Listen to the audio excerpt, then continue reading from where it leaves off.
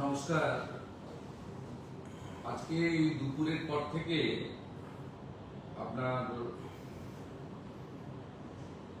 ঝড় বৃষ্টিতে এবং বজ্রপাতে কলকাতা সহ রাজ্যের বহু জায়গায় অনেক ক্ষয়ক্ষতি হয়েছে। আমাদের কলকাতা কর্পোরেশন, বিধাননগর কর্পোরেশন, এগুলোতে কলকাতা পুলিশ কর্পোরেশন এবং আমাদের যারা লোকজন আছেন তারা করছেন। মাননীয় মন্ত্রী অগ্নিমিত্রা পাল মহোদয় এটা মনিটরিং করছেন, অনেকটাই ক্লিয়ার হয়েছে।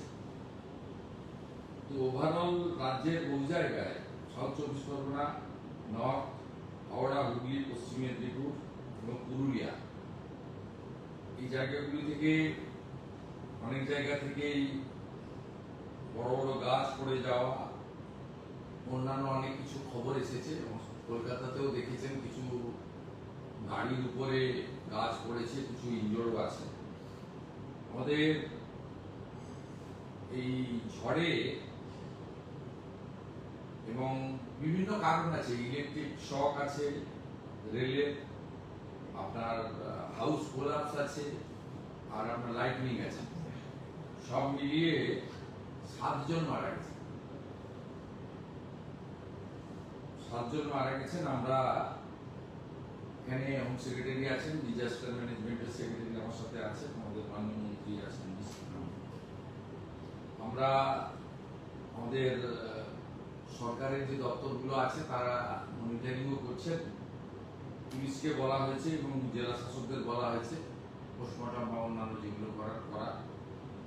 আমরা সরকারের পক্ষ থেকে এই 7টি পরিবারকে আবারও বলি, ক্ষতিপূরণ দিয়ে মৃত্যুর কোনো ক্ষতিপূরণ হয় না, সবাই জানেন।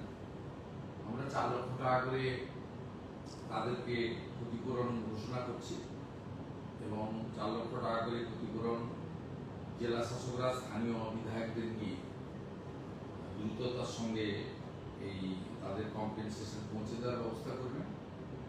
আর যারা আহত হয়েছেন তাদেরকেও আমরা কম্পেনসেশন দেবো, কিন্তু সেটা এখনই না বলে ওদের যাতে চিকিৎসাটা সরকারিভাবে আমরা দ্রুততার সঙ্গে করতে পারি সেটাও আমরা নির্দেশ দিয়েছি। এটাই আমাদের ছিল। এবং আমি দেখছিলাম অনেকেই বলছিলেন কলকাতায় এই বড় বড় গাছগুলো, অনেক পরিবেশবিদরা তারা বলছিলেন এই গাছগুলো কিভাবে রক্ষণাবেক্ষণ করা যায়। আমরা সিএসকে বলেছি, ফরেস্ট, এনভায়রনমেন্ট এবং কেএমসি কে নিয়ে কথাবার্তা বলে এই ধরনের ন্যাচারাল ক্যালামিটি তো শুরু হলো, এটা চলবে মানে বিভিন্ন সময়, কিভাবে এটাকে একটা প্রোটেকশন নেওয়া যায় সেজন্য তারা দেখবেন। কিন্তু আপাতত গোটা রাজ্যে যে 7টি ধরনের ক্যাজুয়ালিটি ঘটেছে তাদের জন্য আমরা 4 লক্ষ টাকা করে কম্পেনসেশন, আহতদের পুরো চিকিৎসার দায়িত্ব নিচ্ছি। আহতদেরও একটা আমরা কম্পেনসেশন দেব, সেটা আমরা পরে পৌঁছে দেবো, কিন্তু তাদের চিকিৎসার সম্পূর্ণ দায়ভারটা মানে দায়িত্বটা সরকারের পক্ষ থেকে আমরা নিচ্ছি। আর বাকি তো রাস্তাঘাট ট্রাফিক ক্লিয়ার করার জন্য কলকাতা, হাওড়া এবং বিধাননগর পুলিশ লেগে রয়েছে। পৌর নগর উন্নয়ন মন্ত্রী অগ্নিমিত্রা পাল মহোদয় তিনি বিষয়টা মনিটরিং করছেন।